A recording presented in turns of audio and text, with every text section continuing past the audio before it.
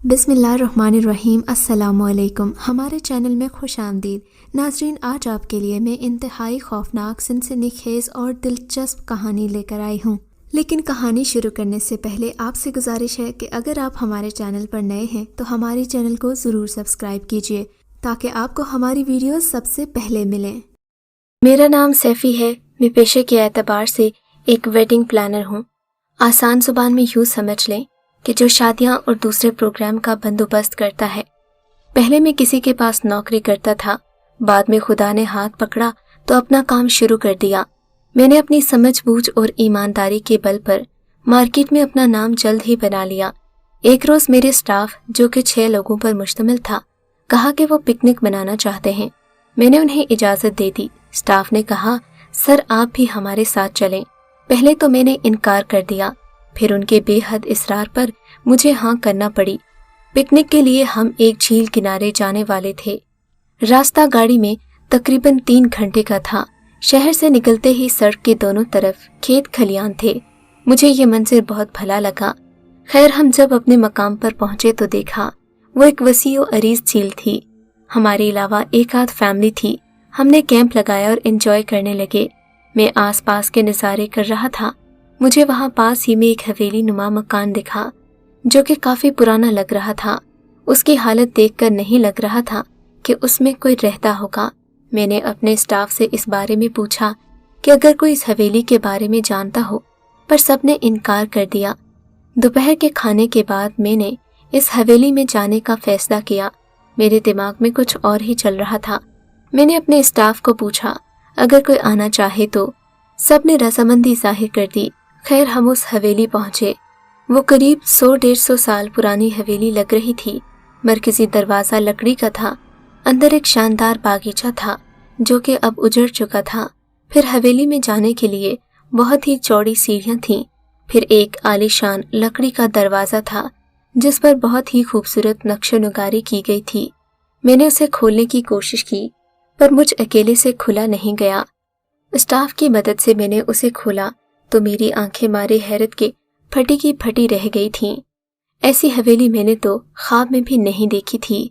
अंदर जाते ही एक बहुत बड़ा दालान नुमा सहन था जिसके बिल्कुल वस्त में एक छोटा सा फुवारा था। चारों तरफ ऊंचे ऊंचे सतून थे जो कि सीधा छत तक जाते थे। दोनों अतराफ में ऊपर जाने के लिए सीढ़ियां थीं।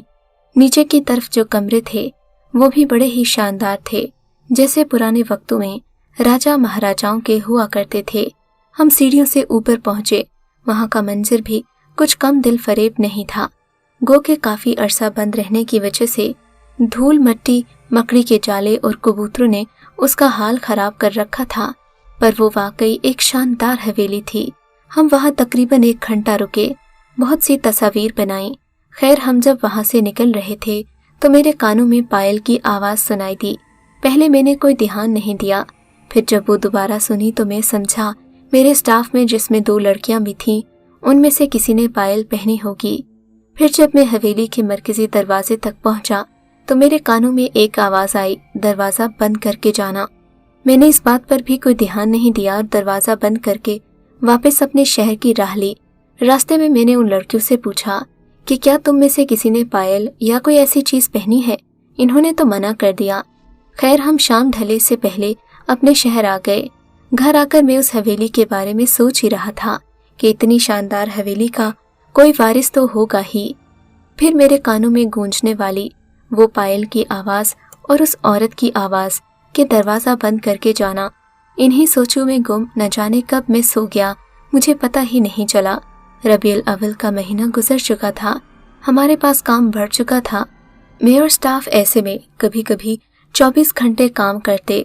एक रोज मेरे दफ्तर में एक मियाँ बीवी आए। देखने में काफी मालदार लग रहे थे। इनके बेटे की शादी थी। वो चाहते थे कि उनके बेटे की शादी ऐसी हो कि दुनिया याद रखे।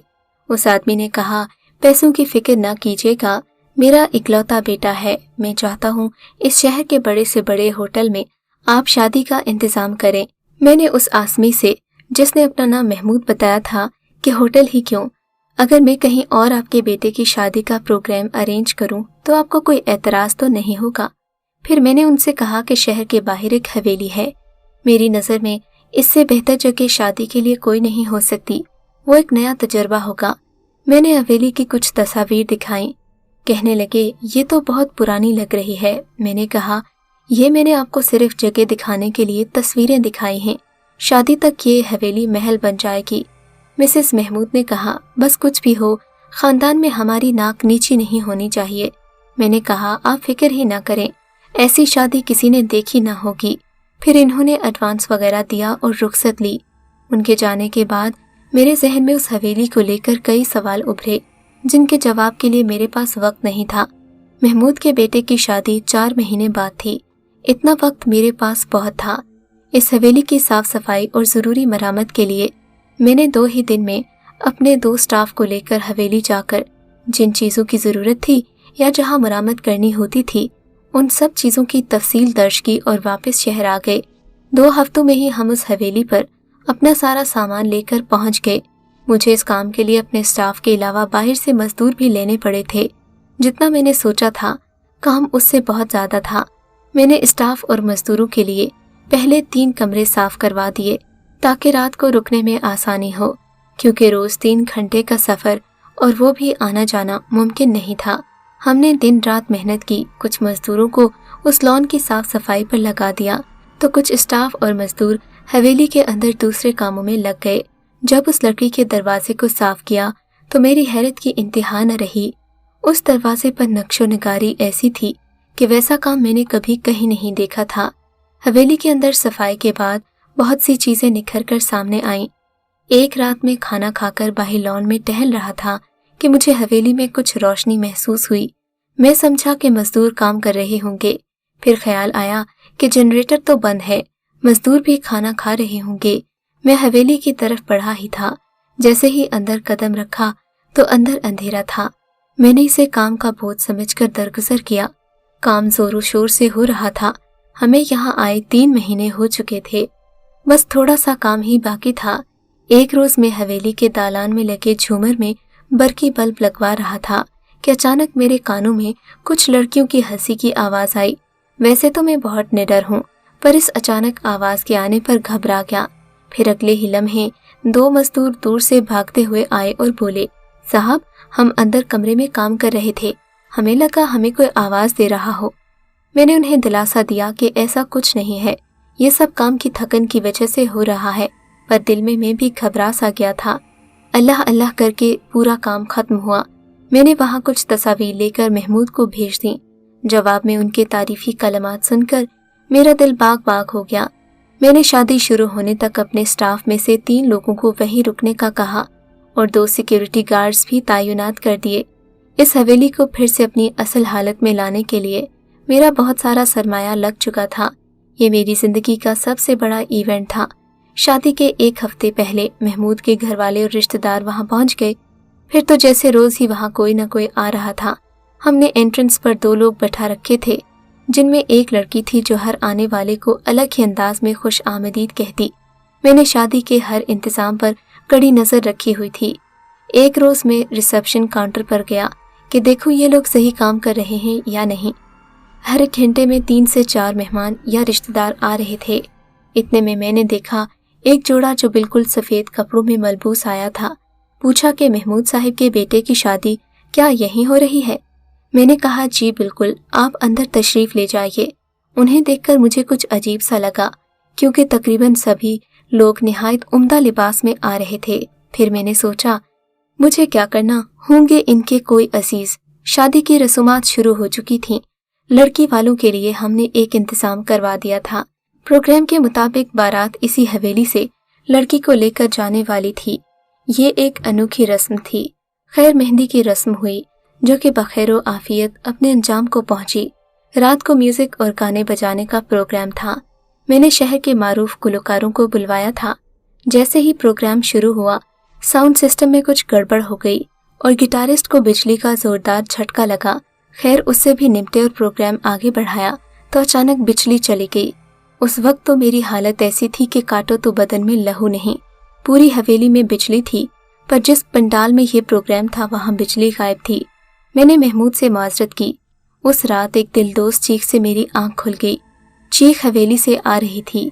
میں ایک سٹاف کو لیکر وہاں پہنچا تو دیکھا ایک لڑکی اپنے کمرے سے بھاگتی ہوئی نیچے آ رہی تھی۔ اس کی چیخ سن کر حویلی میں تقریباً سبھی جھاگ گئے۔ وہ گھبرائی ہوئی تھی، مسز محمود کے گلے لگ گئی اور کہا، خالہ اس حویلی میں کچھ ہے، میں سونے جا رہی تھی تو مجھے آواز آئی کہ چلے جاؤ یہاں سے، یہ جگہ پاک ہے۔ پھر جب میں نے لائٹ آن کی تو ایک سایہ سا کھڑکی سے نکل گیا۔ سب نے کہا ہو سکتا ہے کہ یہ وہم ہو۔ ابھی کچھ دیر نہ گزری تھی کہ دلہن جو وہیں کھڑی تھی، اس نے اپنے ہاتھوں کو دیکھا اور بے ہوش ہو گئی۔ سب اس کی طرف بڑھے تو دیکھا اس کے ہاتھوں میں مہندی کی جگہ خون تھا۔ اب تو حیرت اور خوف نے سب کو اپنے پنجوں میں جکڑ لیا۔ میں خود بھی پریشان تھا کہ یہ سب کیا ہو رہا ہے۔ حویلی سے سبھی اپنے کمروں سے نکل کر دالان کی طرف آ چکے تھے۔ پھر اچانک ایک آواز گونجی، یہاں سے چلے جاؤ، یہ پاک جگہ ہے، یہاں ہم پاک جنات کا بسیرا ہے۔ وہاں ایک مولوی صاحب بھی تھے۔ انہوں نے ہمت کر کے پوچھا، کیا چاہتے ہو تم؟ پھر آواز آئی، یہ جگہ ہماری ہے، ہم یہاں کسی کو برداشت نہیں کر سکتے، بس کل سادگی سے نکاح کرو اور یہاں سے رخصت لو۔ مجھ پر تو جیسے کپ کپی طاری ہو چکی تھی۔ مسز محمود یہ سنتے ہی بے ہوش ہو گئیں۔ میں نے محمود صاحب سے معذرت کی کہ میں نے اس جگہ کی تحقیق نہیں کی تھی۔ پھر اگلے روز سادگی سے ان کے بیٹے کا نکاح ہوا۔ میں نے محسوس کیا جب نکاح ہو رہا تھا تو وہاں ایک بڑی دلفریب سی خوشبو پھیلی ہوئی تھی۔ پورے ماحول میں عجیب سی ٹھنڈک تھی۔ خیر نکاح ختم ہوتے ہی ہم سب نے اپنا سامان سمیٹا اور جانے لگے۔ جب میں مرکزی دروازے پر پہنچا تو میرے کانوں پر پھر آواز گونجی، دروازہ بند کر کے جانا۔ ہم سب شہر آ چکے تھے۔ اس ایونٹ میں میرا بہت نقصان ہوا تھا۔ محمود صاحب نے جو رقم ادا کی، میرا نقصان اس سے کہیں زیادہ تھا۔ ایک روز میں دفتر میں بیٹھا تھا، میرا چپڑاسی مجھے ایک لفافہ دے گیا کہ ایک صاحب دے گئے ہیں۔ میں نے اس سے کچھ پوچھا لیکن انہوں نے نہیں بتایا کہ وہ کون تھے۔ کہا بس یہ لفافہ سیفی صاحب کو دے دینا۔ میں نے لفافہ کھولا تو میری حیرت کی انتہا نہ رہی۔ اس میں بہت بڑی رقم تھی۔ جب میں نے اسے گنا تو وہ لگ بھگ میرے ایونٹ میں ہوئے نقصان کے برابر تھی۔ میں نے لفافے میں جھانکا تو ایک پرچی برآمد ہوئی جس پر لکھا تھا، دروازہ برابر سے بند کیا تھا نا۔ میرا تو سر گھومنے لگا، سمجھ میں کچھ نہیں آ رہا تھا۔ اسی وقت گاڑی نکالی اور اس حویلی کی طرف نکلا۔ وہاں جا کر مجھے حیرت کا ایک اور جھٹکا لگا۔ وہاں حویلی تو تھی پر اسی پرانی اور کھنڈر حالت میں جیسے ہم نے اسے پہلے دیکھا تھا۔ میں حیرت کے سمندر میں غوطے کھاتا واپس پہنچا۔ مجھے آج تک سمجھ نہیں آیا کہ وہ کیا تھا۔ کیا واقعی وہاں کوئی جنات بستے تھے؟ اس دن کے بعد میں نے ایسی کسی بھی جگہ پر ایونٹ منعقد کرنے سے توبہ کر لی۔ اگر آپ کو یہ کہانی اچھی لگی ہے تو اس ویڈیو کو لائک کیجیے اور اس طرح کی مزید ویڈیوز دیکھنے کے لیے ہمارے چینل کو سبسکرائب کیجیے۔ اور ہاں، اگر آپ کی کسی دوست، رشتہ دار یا بہن کے ساتھ خدا نہ کرے ایسا کوئی واقعہ پیش آیا ہے تو ہمیں کامنٹ سیکشن میں اس کے بارے میں ضرور بتائیے۔